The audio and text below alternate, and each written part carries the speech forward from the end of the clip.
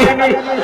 ও মুসলমান, মরণের আগে যদি ভোট কেন্দ্রের মধ্যে ঢুকে আব্রাহাম লিঙ্কনের পুঁজিবাদী কুহুরি গণতন্ত্রের প্রার্থীর পক্ষে সিল মারো, তখন তোমার কথার সাথে মিল নয়, এটা মুনাফিকের আলামত। মুনাফিকের জন্য আল্লাহর একটা বস্তু আছে। আল্লাহ বলেন, ইন্নাল মুনাফিকিনা ফিদ দারকি আসফালি মিনান নার। মুনাফিকের অবস্থান জাহান্নামের তলদেশ। সকল ক্ষমতার মালিক কে? সকল ক্ষমতার উৎস কে? আইনদাতা কে? আল্লাহ কবুল করেন, হাত নামান।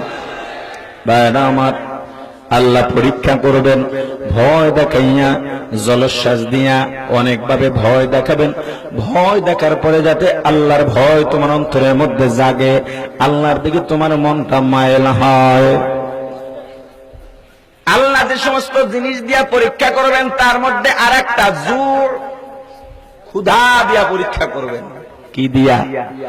জোরে বলেন।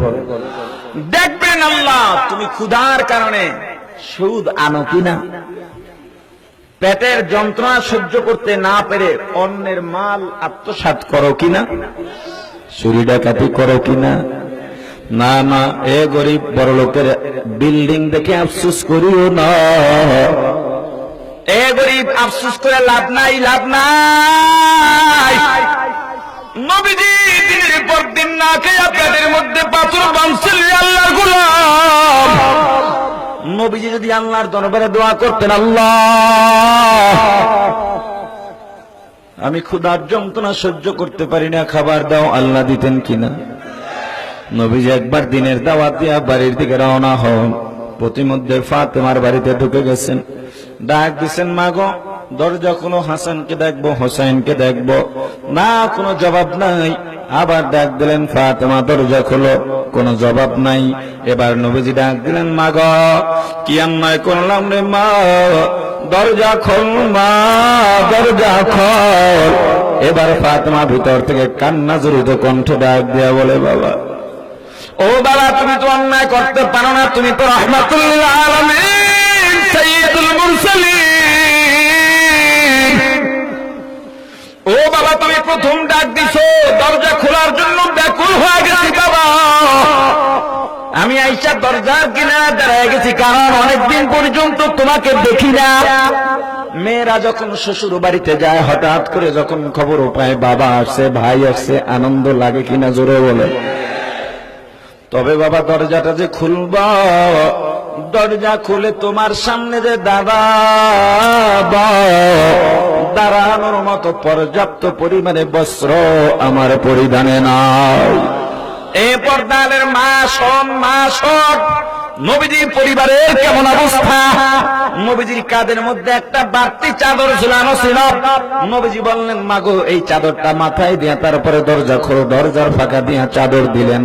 ফাতেমা দরজার মাথার মধ্যে চাদর দিয়া দরজাটা খুলে দিলেন। নবীজি সালাম দিয়া ঘরের মধ্যে ঢুকছেন। ফাতেমার চেহারার দিকে তাকাইয়া চোখের পানি ছেড়ে কান্না শুরু করে দিছে। ফাতেমা ডাক দিয়া বলে, বাবা কেন কান্দো? নবীজি ডাক দিয়া বলেন, মা তোর চেহারাটা শুকনা কেন, চক্ষু দুইটা গর্তের মধ্যে ঢুকে গেছে কেন রে মা? এ মা কয়দিন পর্যন্ত খাবার পাও নাই? ফাতেমা কান্দার বলে, বাবা আমি যদি দিনের পর দিন না খেয়ে থাকতে থাকতে যদি মারা যাই, আমার কোনো আফসোস নাই, আফসোস নাই। কিন্তু তোমার কলিজার টুকরা আমার বুকের ধার। হাসান হোসেন 3 দিন পর্যন্ত খাবার না পাইয়া আজকে আমার পা জড়াইয়া কান্দার বলে, মা গো ক্ষুধার যন্ত্রণা সহ্য করতে পারি না রে মা, খাবার দাও মা, খাবার দাও। ও বাবা, কোন সন্তান যদি 3 দিন পর্যন্ত খাবার না পাইয়া বাবার কাছে, মায়ের পা ধরে মায়ের কাছে খাবার চায়, আর যদি মা খাবার দিতে না পারে, বলো বাবা মায়ের কাছে কেমন লাগে রে বাবা? নবীজি ডাক দেয়া বলেন, ওরা এখন কোথায়? ফাতেমা ডাক দেয়া বলে, বাবা ওই যে তাকায় দেখো চুলার মধ্যে পানি ফুটাইতেছে। কিচ্ছু নাই, মধ্যে কিচ্ছু নাই।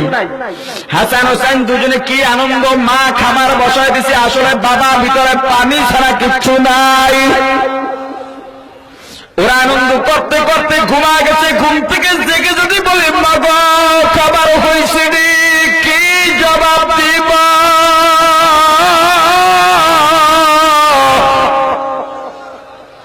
এদিকে নবীজির কণ্ঠের আওয়াজ পেয়ে হাসান হোসাইনের ঘুম ভেঙে যায়।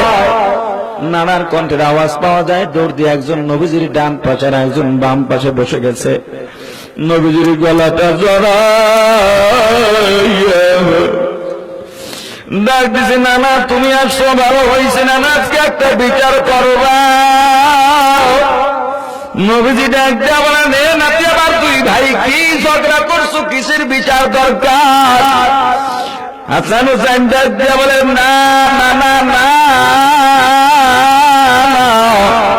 আজকে ভাই ভাই দ্বন্দ্ব নয়, আজকে বড় কঠিন একটা মামলা তোমার দরবারে দায়ের করতে চাই। আজকে মায়ের দুইজন সন্তান বাদী হইয়া মাকে আসামি বানাইয়া, আসামির বাবাকে বিচারক বানাইয়া আসামির বাবার কাছে বিচার দিতে চায়। বলো নানা তোমার মেয়ের বিচার তুমি করতে পারবা? নবীজি ডাক দেয়া বলেন, নাতি আমি শ্রেষ্ঠ ইনসাফগার, আমার মেয়ে দেখবো না, নাতি দেখবো না, সন্তান দেখবো না, আত্মীয় স্বজন দেখবো না, সঠিক বিচার করব। হাসান হোসেন নবীজির সামনে দাঁড়াইয়া পেটের উপর থেকে কাপড়টা সরাইয়া ডাক দেয়া বলেন, নানা তাকায় দেখো আমাদের মা 3 দিন পর্যন্ত আমাদেরকে খাবার দেয় না, 3 দিন পর্যন্ত খাবার না পাইয়া পেটটা কাপড় পিঠের সাথে লেগে গেছে রে নানা, আমাদের মায়ের বিচার চাই, 3 দিন পর্যন্ত কেন আমাদেরকে খাবার দেয় নাই? নবীজি চোখের পানি ছেড়ে বাচ্চাদের মতো কামদার বলে, ও নাতি এই বিচার আমি করতে পারবো না। হাসান হোসেন বলে, দেখছ নিজের মেয়ে এজন্য বিচার করতে পারলো না। নবীজি ডাক দিয়া বলে, নাতি তারা বিচার করবো কি তার আগে শোন। নবীজি আসামির কাঠ করে দাঁড়াইয়া নবীজির পেটের উপর থেকে চাদরটা সরাইয়া ডাক দিয়া বলে, নাতি 3 দিন পর্যন্ত খাবার না পাইয়া নানার কাছে বিচার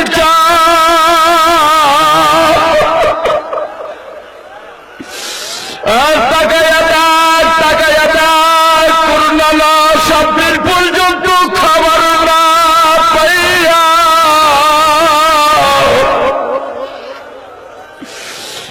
7টা পাথর তাদের যাতে বাংসা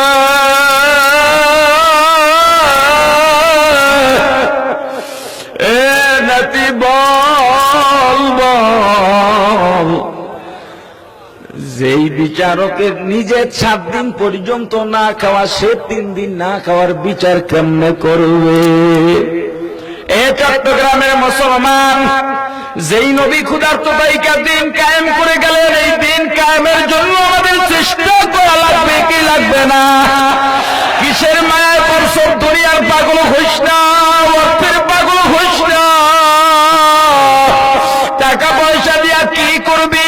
লাভ নাই, লাভ নাই।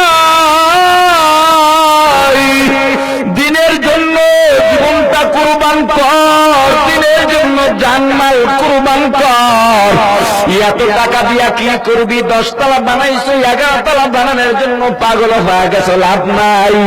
ইসলামের খেদমত কর। যেই নবী ক্ষুধার্ত থাইকা না খাইয়া পেটে পাথর বেঁধে দিন কায়েম করে গেল, এই দিন এখন কায়েম রাখার জন্য যারা চেষ্টা করে তাদের সহযোগিতা করা লাগবে কি লাগবে না? জোরে বলেন, লাগবে কি লাগবে না? এ ধনী কি আছো? এই যে চরমনার মুজাহিদ কমিটি, অনেক সারা বাংলাদেশে কিরাতুল কোরআন মাদ্রাসা, কোরআন শিক্ষা বোর্ড, দিন কায়েম সংগঠন, কোটি কোটি টাকা প্রয়োজন। চরমনার মুজাহিদরা তো গরিব, তোমার তো টাকার কোনো অভাব নাই। আল্লাহর রহমতে চরমনার উসিলায় আজকে দিন সমুন্নত বাংলার জমিনে আছে, ঠিক কিনা? চরমনার উসিলায় আজকে জামপুরি ময়দানে যে হিদায়াতের বয়ান হয়, নয়, হাজার হাজার মানুষের চোখের পানি এই মাঠের মধ্যে পড়ছে। একজনে যদি আমিন বলে আল্লাহর আরশ পরিজম